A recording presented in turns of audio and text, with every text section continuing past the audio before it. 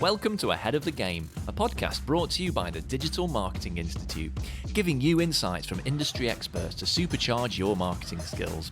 Today, it's the modern mindset, where we explore those soft skills that are so vital to developing your career. And this episode is all about digital transformation. I'm Will Francis, and I'll be talking to Clark Boyd, a digital marketing expert and author based in London. Clark has helped brands like Adidas and American Express shape their digital strategy, and he trains digital marketers through a variety of institutions and programs, including Google, Cambridge University, Imperial College London, and Columbia University.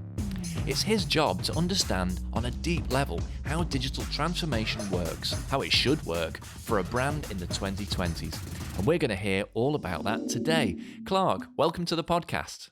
Hi, Will. Great to be here. It's great to have you, and really looking forward to hearing what your take on digital transformation is and how you're seeing that quite broad, abstract, but vital topic and discipline applied within marketing. So it is a very big topic. Tell me, if you talk to someone, back home at Christmas, or maybe someone who's just not in the digital world at all in your professional life, how do you explain what digital transformation is in just a few simple words? So, as you say, big topic indeed. I would try and summarize it as using digital technologies to create a fundamental change in how a company operates and how it creates value for customers. Now, digital transformation is a response. It's really a reaction to a world that has completely changed by the digital revolution. We can all sense that. We have high-powered computers in our pockets. We're able to access information everywhere that we are. That changes how we behave, and it changes our expectations too. Businesses, on the other hand, are quite slow to adapt. So we as people have become used to speed. Everything is instant. Businesses, a lot of their practices were defined in the first industrial revolution. We're still working in a lot of those ways. We work through, the division of labor. We have, checks and balances within the company. It's quite hard to get things done, move quickly, bring in new technologies and adapt. So digital transformation is about really building the corporation or even the small business that's fit for purpose, that reacts to the modern world. And I mean, there's just some brands that really struggle with that, aren't there? I mean, particularly, we on a previous episode talked to an e-commerce expert about that. And, the big high street retail brands really struggled to move into e-commerce. And some still do, I mean, there are some shops that have been shut down during the coronavirus crisis and they don't have an online outlet, and they're massive high street chains. But is digital transformation as simple as that? Is digital transformation, a high street shop putting its wares on a website available for sale? Or is it something deeper than that? Yes, that's a great point. It's not as straightforward as that. Unfortunately, in a lot of instances, it's not just that. I think it's one of the great fallacies around digital transformation that because it's stimulated by technology, that technology in itself is the response. That if you bring in new technologies, if you have AI in your organization, then you're up to speed. That is the very kind of definition of being up to speed today. But if we look at some retailers, I was researching. I spent a while in Spain earlier this year, and before I was locked down. Now seems like a very long time ago, and I was trying to research local businesses because you don't hear that much. I'm based in London. Don't hear that much about what's happening in Spain with businesses there. And if you look at the group of fashion retailers, including the likes of Zara and Massimo Dutti, they're everywhere in Spain, when they were going through a digital transformation, yes, of course, they wanted to sell their products online, but that was just par for the course. That's basic modernization. It's not a transformation at all. What a lot of retailers would do is look at what you can do with the store experience, have iPads in there, have an AI assistant and all of these things. But they looked inwards instead. So their way of responding to a much quicker world was, how do we transform the processes that we have? How do we change our company culture? How do we as a company behave differently? How do we completely change how we think about delivering value? So that meant things like sharing data across the group. It meant trying to optimize their supply chains as much as they could, using real-time inventory checks. These are the things that would transform a retailer more than fancy gadgets in the store. which it looks on the face of it like a transformation, but it's not changing how the company operates. It's a mindset shift, but it's culture too. And those things as well, those kind of novelty surface things, they don't really serve the needs of the customer. They don't improve how quickly a product gets to a customer or how quickly it can be checked whether a product is in stock in a different store or when it will be back in stock. And those supply chain, those kind of deep internal things that were, were probably based on quite outdated systems. Indeed. So I think where a lot of these technologies come from, and God knows I've been in the room and probably voted for a lot of these things, but they come from a position of what can we do, what is possible today, and we all want to be at the cutting edge. And it comes from a good place. We want the company we're working with or working for to be the best in the business. We want to get ahead of the competition, so we focus on what we can do, push that to its limit, and lose sight quite often of what we should be doing. What are the things that customers actually expect? What are they looking for from their interaction with us? Maybe it isn't virtual reality headsets, the likes that I've seen, virtual reality headsets that help you tour a brewery. Not necessarily what I want from the beer company. Maybe better delivery and cheaper prices might be what I'm more interested in. And you can use technology to do that. So you're absolutely right. I think keeping a close eye on what those expectations are, an eye on the competition as well. We shouldn't lose sight of that and what they're doing in the market and how you can be ahead of them. But it doesn't always mean going for the shiny object. And I suppose the caveat to that is there's always a early mover advantage, or there are always innovation points to be scored. Is one way of putting it, and there are brands who do that and will play with new technologies, but not whilst neglecting those deeper kind of issues of delivering a really high quality customer experience. Yeah, so I'll probably return to this point, but this idea of having a strategy behind it and having clear expectations of what you're wanting to achieve will make a massive difference. There is a tendency, because we're often going into the unknown, to leave these things quite open. So we will give this a try and we'll see what happens. We'll see if we get more sales as a result of it. Well, you're much less likely to achieve that goal without aiming for it. Now, what you mentioned there is that sometimes you can have a smart mirror in your retail store and be the first to do it and get a huge amount of press, and you look very innovative, and it scares the life out of your competitors. They think these guys are really ahead of the game. That's very beneficial. That is huge. It doesn't matter if it's completely revolutionizes the shopping experience forever. But as a strategy, that is very useful, and a lot of companies do that. Now, as a subset of metrics there, so you might want to look at press and social media off the back of that. As a subset of metrics, you could look at, well, does this improve the customer experience? Use it as a trial. It's a good way to test and learn. You have one thing you'll achieve, and then another thing which might not happen. People might not use it that much. So what? Move on to the next thing. And that's a big part of digital transformation, actually, is that iterative process. Being able to learn, being set up to take those learnings in and move on to the next thing, and constantly have an innovation cycle going. Yeah, absolutely. I agree.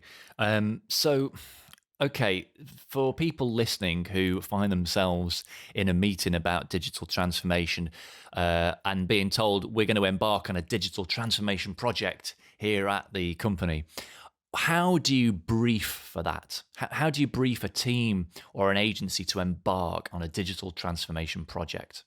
Really interesting area of discussion, actually.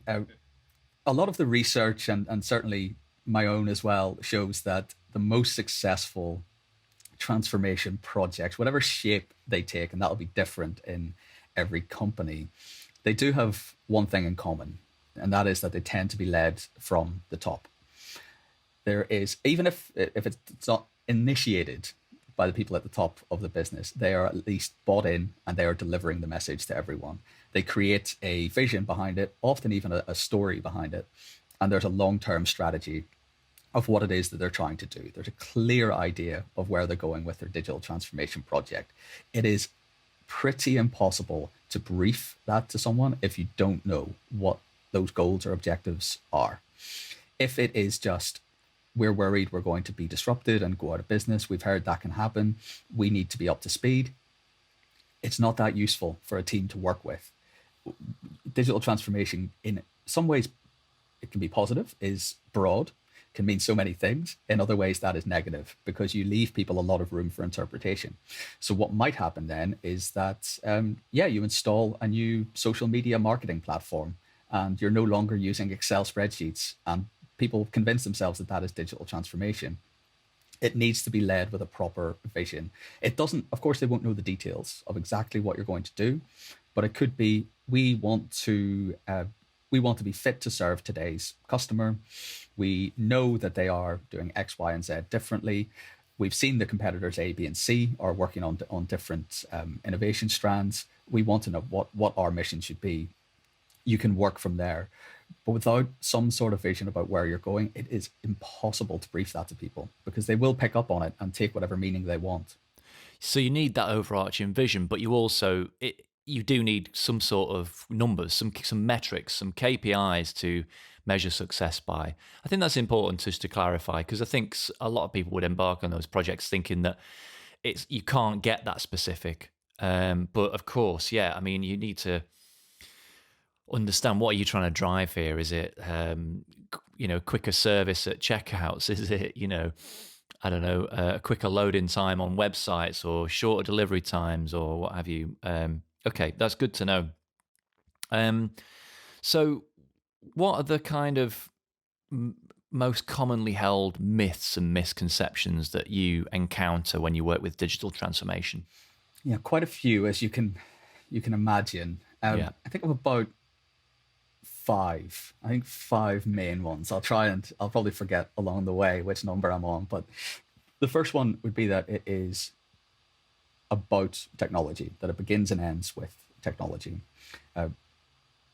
This creates often a false disconnect between people and technology. So we exist separate to it. If we invest in these new technologies, we will be, and this happens quite often. It's not as simple as I'm making it sound. We do fall into these traps, and all of us are quite guilty of it. We want a solution. We want something that makes us feel, essentially we want to know what good looks like. We want to feel like we have now transformed.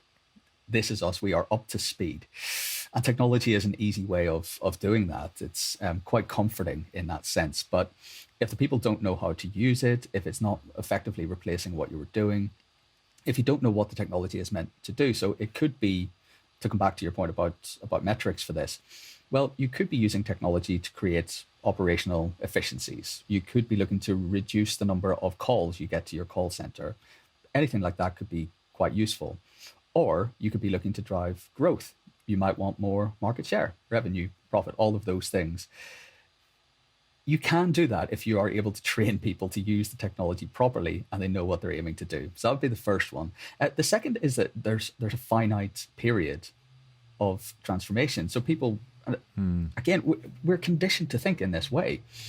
If we do X, then Y will happen. And it's hard as well, because I have every sympathy. I don't mean to be glib about that. I understand that businesses are investing money in these transformation projects, and they want to know that something comes off the back of it. Yeah, they want certainty that we're going to do this for 3 months and then that's it, we're done. We're digitally transformed forever. Yeah, and I understand that. I think I'd probably be thinking the same, because that's the way our whole system works. You put a line item in, you want to come back the next quarterly earnings and say, well, we did that, and then this happened. You can still break it down into different periods of activity, though. So you can look at it as, you have an objective of reaching full digital maturity as an organization. And that could mean your business model, it could mean your operational processes, your talent, it could mean the skills that people have. It could be any of those things, how you acquire new customers, and then set short, medium, and long-term goals that you're constantly working towards. But there won't be a finite period of, well, as you say, Will, in 6 weeks, we'll be able to put a big tick beside digital transformation, and it's done. The third thing would be that it's actually almost always about efficiency rather than growth. People think that this is often what people end up thinking with AI, actually, and could certainly go on for a long period about that. But looking at it as a way to cut costs, to maybe even reduce overheads, have smaller offices, and this could be a good way to move forward. The idea is, of course, that you will become more efficient in what you do, but you should be looking at digital transformation as a growth engine as well, as a way of seizing that next opportunity of really being ready for the next 5, 10, 15 years of business after, years of working on the past system. The fourth bit is that you can focus on one area and that will equate to transformation. So you may decide that your marketing needs an overhaul.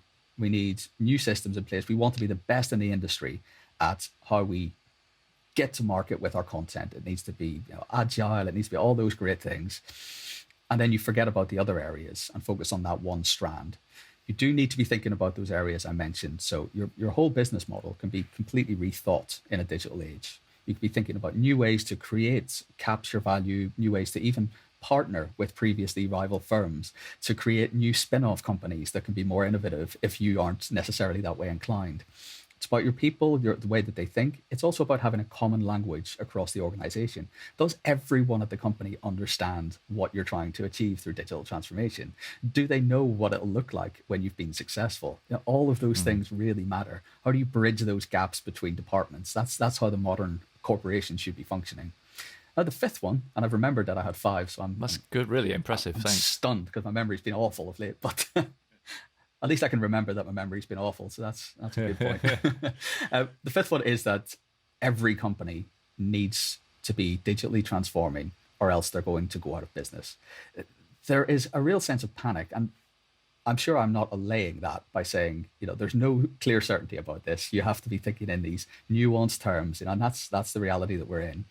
But there's a real skill in knowing when actually you don't need to undergo all of these fundamental changes. There are some organizations where it is enough to modernize a few of their processes and keep an eye on what the customer is expecting and what they'll expect next. There are a lot of companies that have invested in technologies that they don't need. And I've written lots of research reports about this, and that is the uniform across marketing leaders, massive companies to tiny companies. They all say, we have a marketing stack with things in it. I bought because I thought we were falling behind and we don't need them. So I think in terms of being a decisive leader, there are good ways to think about this and think, okay, we know that that's going on in the world today, but we're going to position ourselves a little bit differently. It's not about, disrupt or die. That's a literal slogan I've seen on an office wall. Yeah, same here. I think what comes across when you talk about it is that digital transformation, and this is my experience as well, it's really a transformation of people. And that's actually the thing that I've struggled with previously in companies I've worked for and with and in is it can be like pushing water uphill, transforming teams to work differently. And the problem I come across with digital transformation is that it's not only new, so people are resistant to new things. That's already a barrier that's up. But there's something about digital transformation projects that can seem faddish, can seem, it's just a shiny new thing that the CEO is obsessed with. It's his latest toy. It can seem like, well, this isn't really what we do. This isn't the heart of what our business is. This isn't why we all turn up. This is just some kind of newfangly thing, and it'll be gone again in a year or two. So there's lots of reasons to dismiss it, really, I think, internally, and people, it's very hard at the executional level, at the mid to lower levels in hierarchies to actually get people bought into this stuff. Because as soon as you back it up with strategy speak as well, that just cements the fact that it's a load of consultant speak, and it's not for them, and it's not really what this business does. I mean, I'm sort of just airing my own issues with it, but that's the biggest challenge I've come across, and it's happened a few times. How have you seen that surmounted? How have you surmounted it, if you have? Well, I've certainly been on the receiving end of the consultant speak, and I've had that experience of you go for, say, a company meeting and everybody's there. You've got a couple of hundred people, and the CEO talks about how everything's going to be transformed digitally, and this is a huge thing. And they've probably got a consultancy firm in to help with it, and they've got little white paper on what it means, and call it something like back then it would be 2020 vision for the company. Yeah. And the problem is, first of all, we're all kind of cynics like myself anyway, are predisposed to dislike that kind of talk and to find issues with it. But the problem is when you go back to your desk, nothing changes. So there's no change in how you operate as a company. You might have a new technology to help with collaboration that doesn't work and that people aren't necessarily using. The key bit here, I think, is if you are even if you're your department head, never mind being the whole company head, is to have that this whole customer centric idea that we have about we need to be on top of what today's customer wants, really important. But you need to start thinking of people within the corporation in the same way. What are their needs? Yeah. What are they doing on a daily basis? How can we help them get things done and not add more friction? It's so surprising that people who are great at this, the people who rise to the top of these companies have obviously done a great job of that. They know the industry. Their job is to see where the customer's going, but they don't apply that internally. They don't think about how can we convince people? How can we make their lives a little bit easier? The most important bit of it is actually building this into the company processes. I almost hate myself for using the word process. It used to annoy me so much, but it is true. It's the way that you get things done. How is your day-to-day life in the company materially different, better, faster? Do you feel like you're getting more done, achieving your goals better? The exact same as you would think about a customer outside. They don't want to hear buzz speak. They don't want to be advertised at. They want to be involved in the process. They want to have everything on their terms, and it will be up to them. I've invested in technologies and put it in front of a department, and then you look at the usage figures and nobody's using it. And it's not because they're not innovative, or it's not because they just hate something new, because it wasn't better than what they were doing before. It wasn't easier. They weren't used to it. So there's a real skill in using that sort of customer centric lens to applying to how things actually prove that this is the way to do things. Don't just talk about it. Actually make things happen differently. And if you can't do that, then perhaps it's worth going back to the drawing board with the whole digital transformation idea. Maybe it's not fit for purpose if people aren't going to buy into it. That's a really great point, actually. I'll definitely use that. I'm going to take that into future, because it's a great point, because I think that a lot of management teams do dog food their staff, as the saying goes, where they feed them stuff that they wouldn't themselves consume. I ran a digital transformation project at one of the big UK newspapers as a consultant, as the external consultant, and there was a bit of cynicism. And there were things that just weren't adopted. Like, this was back in 2010, so we tried to implement Yammer. And amongst many, many other things, the whole process of journalism digitally. And no one used it. And thinking back to things like that, no one needed it. No one needed it. We just thought, well, that's the thing that's available now. And it's a work tool that it kind of looks good and sounds good. And the idea behind it's great, this idea that we can sort of create mass collaboration. But why? What for? What was the point of having this internal company social network? There was no point. And the only people that didn't understand that was me, my business partner, and our client, the head of digital. But everyone else understood that this was totally useless. And so, I've definitely learned that lesson on both sides, because I think a lot of that happens. We create new processes, workflows, and tools, and what have you, because we want to get something out of staff or teams, but it doesn't make their workflows or processes any better. It doesn't give them any benefit, and you're just never going to win in that situation. Yeah, it's a bit like, I was watching last night the program about the history of maps, and it reminds me a little bit of that, of how in the 17th century, leading up to the Great Fire of London, they made this huge map of the whole city, and it looked beautiful. Everything was laid out. It was meant to, and in the 18th century they updated it. The idea was to make it look more beautiful than Paris, and it completely removes the whole human experience of a city. And everyone knows, of course, it's the people that make the place and so on. And they were able to smooth out any of the kinks along the way, and everyone loved it. It's a piece of art, but it's not reality. And people like William Hogarth was painting down on the street, and the fact that it was absolute mayhem. There were rats everywhere. There was loads of things going on that shouldn't have been. But it's a nice, comforting illusion to have this order where there's really chaos.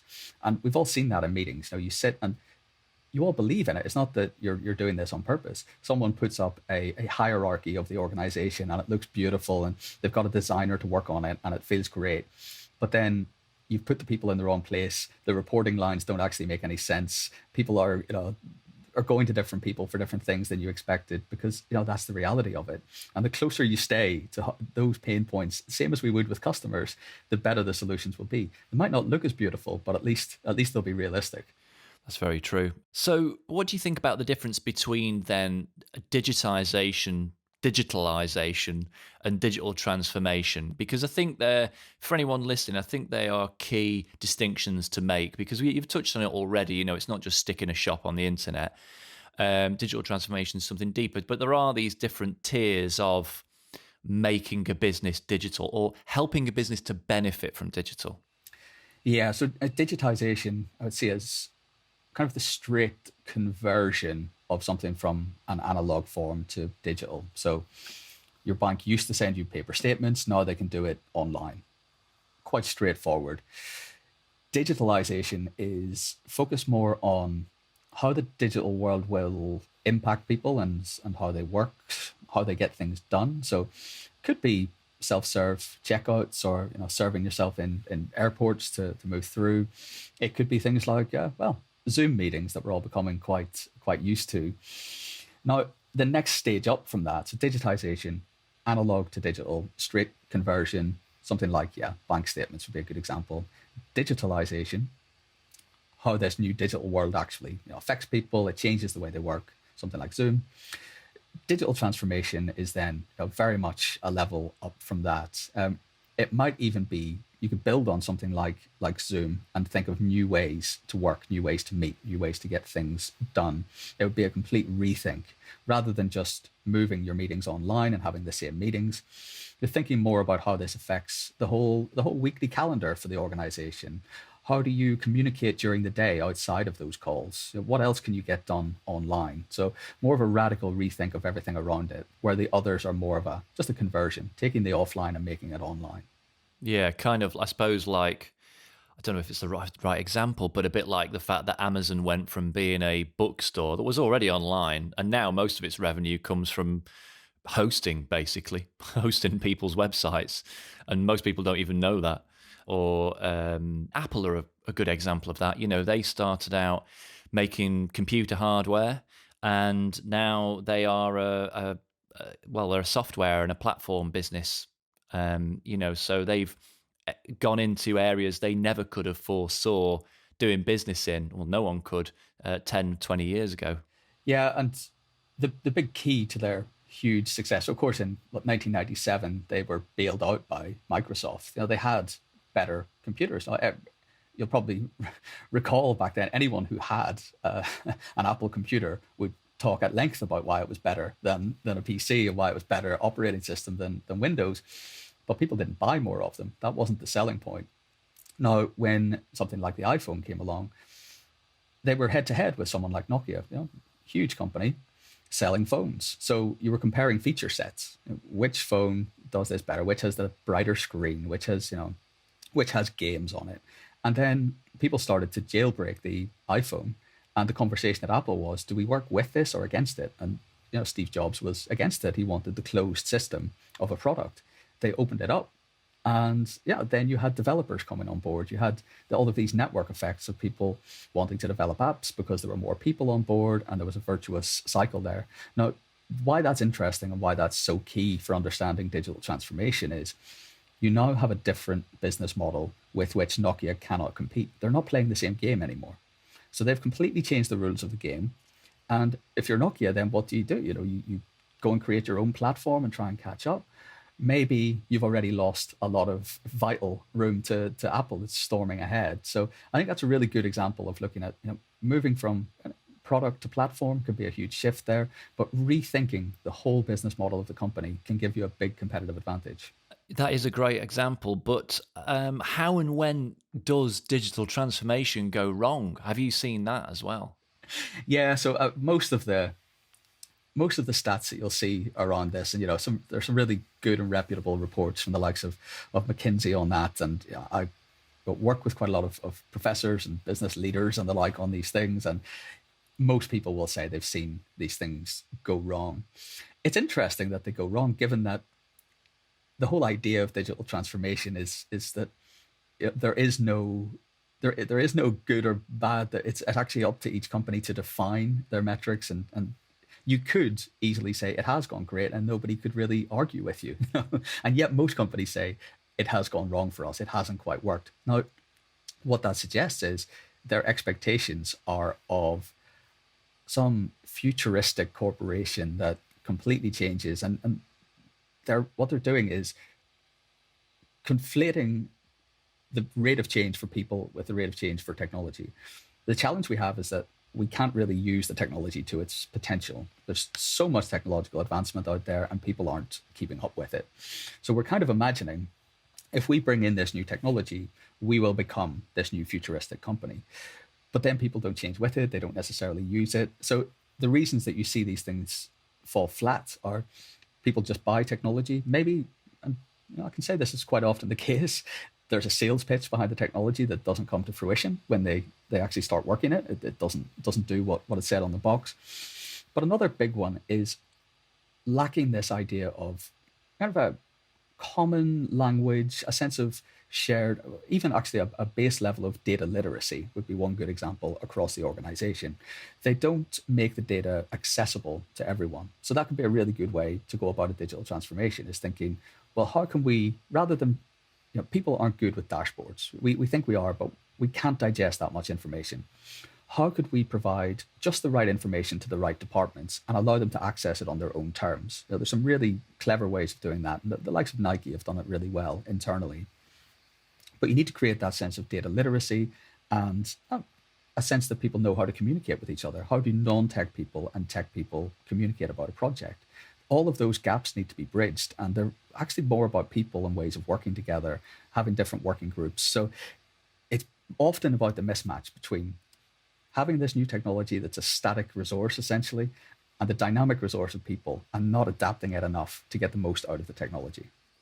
That's very interesting, yeah, about the different rates of change between people and technology. You can buy a new product tomorrow, but getting people to actually adapt to it is a whole different part of the process, and that is the transformation, as we've talked about.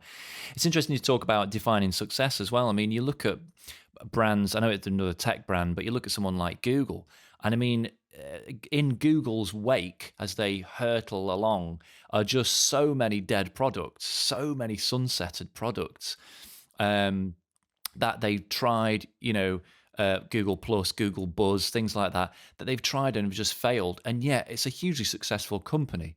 And it's a constant iterative process of transforming who they are and what they're about, obviously while keeping the mission at the core of organizing the world's information, making it universally accessible, but in ways that are quite conceptual and sometimes fail. And I think that's the thing. It's for any business operating in today's world, it is just an ongoing iterative process, and we have to embrace that some initiatives will fail, and we have to have capacity for that. And I think we have to be able to discuss that openly and then not feel ashamed if you were the person that was on that project that failed and actually you contributed to the wider success of the business, because without the Google Buzz and the Google Pluses, there wouldn't be Gmail and Google Suites for Business and all the other great stuff that they do. So I suppose we all have to remember that, don't we? Yeah, I think it's interesting. A lot of companies will, I suppose, get quite excited about the first wave of a digital transformation project, if we want to call it that, within the company, and they'll invest everything into one initiative. And it can often be something like a customer data hub. We're going to have this thing. It's going to be all visualizations, and customers can go in. And I say this because I've seen this example on 4 or 5 different occasions, and then it doesn't work as they thought it would. They've invested a lot of money, and it just sort of tails off. And then they don't do anything else because, well, that didn't work. And it's really hard to focus on those small victories and trying to build from a smaller stage. I was talking to someone the other day who works at BMW, and they were telling me about how they've rolled out all of these great functionalities, but what they've done is tested things in smaller markets and allowed them to fail. Just Yeah. gain the insights from that, and then start to roll it out slowly over different areas and change it along the way, and have this belief that the end goal will be worth it, even if you have to. And it's always easy, I think, talking about those examples, the huge companies, and can afford to let these things go by the wayside. But if you just scale that right down, the same principles do apply equally to lots of companies. The ones that are successful in digital transformation are receptive to new data, willing to change tack if they see that things aren't necessarily working. They are able to iterate their processes. They're constantly changing. The idea of digital transformation is the world's changing. We need to keep changing with it. So they have this sense of constant improvement. And that applies to any company. It doesn't matter what size. It could be a sole trader as much as it could be, BMW. Oh, I agree. I mean, a small local shop, once it might, try a new payment terminal and it doesn't work out and they try something else. That's not a failure. That's fine. That's all part of the process of always constantly improving, always pruning your little bonsai onto, and it will never be perfect because but you just keep on going. And that's running a business in the 21st century, isn't it? It's the reality of it, I suppose. Well, we're almost coming to the end of our chat, and it's already been fascinating. Thanks for all your insights. I suppose just one more question for you, and I hope we've not covered it too much, but along the way, you've clearly worked on lots of digital transformation projects. Could you kind of summarize what the most valuable lessons that you've learned have been along that journey about digital transformation? Yeah, it's been really, really enlightening actually over the last few years of having a different perspective on this compared to first being kind of being involved as a participant in these transformation projects, and then working towards leading them for clients, and then working externally with universities and big companies and seeing what they're doing. And the really interesting bit has been that nobody really thinks they know what they're doing. You think when you're working within a company that whoever's out there is 10 times ahead and they've got this all figured out. And when you're able to talk to people quite candidly, and it's not, they're not selling things to you, there is always a sense of we're figuring this out as we're going along. And that's not a bad thing. That's what everybody is doing. It's the same as a lot of digital marketing challenges, actually. The goal can seem so far away. We talk about digital transformation. It's so huge that does it matter if you start today or start tomorrow? What does it even mean anyway? But the best leaders are breaking it down and knowing that getting started is the most important part. They have a long-term strategy. They're changing it along the way. And that's been really quite enlightening to see. From a position of uncertainty, they're actually embracing that. They're able to work with it. We think of these as paradoxical things. So yeah, if you don't really know what's happening, what's going to happen tomorrow, what do you do today? Well, actually just taking action and course correcting along the way is the best way to do that.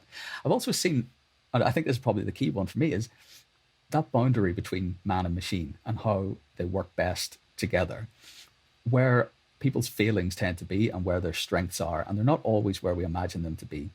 We like to think of ourselves as very rational, very certain about things, data-driven. Everybody says that they are data-driven, but we're not. We work on gut instinct, we work on biases, and it happens all the time. And we're not good with dashboards, the dashboards that we all aim for, the CMO dashboard, it'll change everything. We are not perceiving as much out of that as we think that we are. We have other skills. It's, the interpersonal way of dealing with things. It is that long-term strategy. It's getting out there and speaking to customers, listening to them and trying to embed that within the company. The machines are good at the rational stuff. They are better at that. They can guide us along the way. So it's been interesting seeing how people kind of know when to listen to that data and when to go with their gut instinct when they know something is right. I found that quite refreshing, actually. I think to most people would be quite reassuring, actually, that out there these aren't kind of machines leading these corporations towards ever more glory. They're uncertain about things. They're questioning themselves, but at least finding a way forward. Always try to move forward with that uncertainty. Yeah, that is a reassuring note to end on, actually, isn't it? That, everyone's figuring this stuff out as we go. And it is that kind of blend of human intuition, backed up with and supported by some, machine generated data. Well, Clark, thanks so much. It's been fantastic to hear what you think about digital transformation. It's certainly made it all a lot clearer to me. I really appreciate your time. Just tell our listeners where they can find you online. Yeah, the best way is probably my high tech newsletter, which you'll find through my LinkedIn, and you can search for. I do kind of weekly roundup on the latest in tech and people I've been talking to and things I've found out. So yeah, normally go through my LinkedIn, search Clark Boyd. There's only one of me, and you'll see the link in there. But yeah, thanks a lot for having me, Will. I've really enjoyed it. It's been a real pleasure, Clark. Thanks very much. Thanks a lot. Bye. If you enjoyed this episode, subscribe wherever you get your podcasts. And for more information about transforming your marketing career through certified online training, head to digitalmarketinginstitute.com.